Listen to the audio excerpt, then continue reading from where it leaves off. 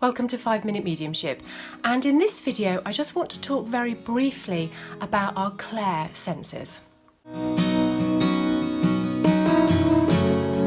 So our Clair senses form part of our psychic awareness, and our psychic senses, so our Clairs, are the medium, excuse the pun, through which we receive and are able to understand the information and the communication that Spirit are bringing us.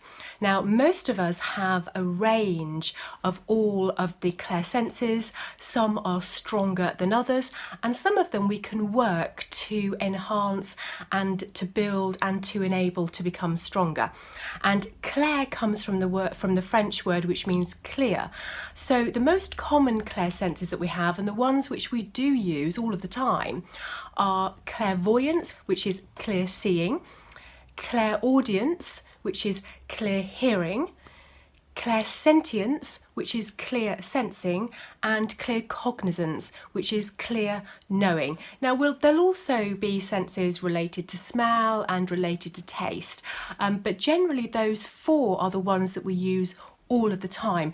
And sometimes when we think of the Clair senses, we think about them as being very objective, but actually they are subjective, so they're within us and we all work with them in very slightly different ways. So clairvoyance is that sense where we have an image that builds up in our mind's eye. So when we are saying that we are seeing the contact, or the contact is showing us something, it isn't necessarily being shown outside of ourselves. It's actually being shown within our mind, within that aspect of consciousness. Sometimes we as individuals have a sense of it being projected outside of ourselves. So we're almost like seeing an image or seeing a person perhaps standing next to their loved one, but that's actually our mind projecting the image outside of ourselves. From the point of view of contact and communication with our loved ones in the spirit world, it happens within our mind's eye. Now, clairaudience is something that sometimes gets people confused, because when we think about clear speaking, we think about audibly hearing the words. Whereas when we work with spirit, the words actually move through our mind, so they come as a thought rather than us actually usually hearing them directly as I am speaking to you. So it's more of a thought process.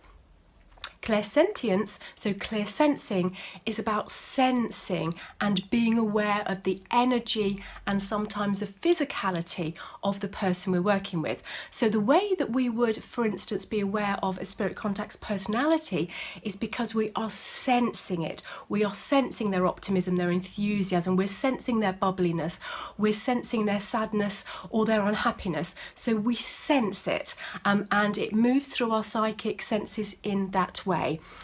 Clair cognizance, which is clear knowing, is possibly the most difficult sense to pinpoint, because it's simply that sense of knowing. So we don't know directly where that particular aspect of communication has come from, because we haven't necessarily seen it. It isn't a thought that's come through our mind. We haven't sensed it or felt it. It's just that sense of knowing something. Some people think that claircognizance is that sense of our other senses working so quickly that we can't actually discern the difference between them.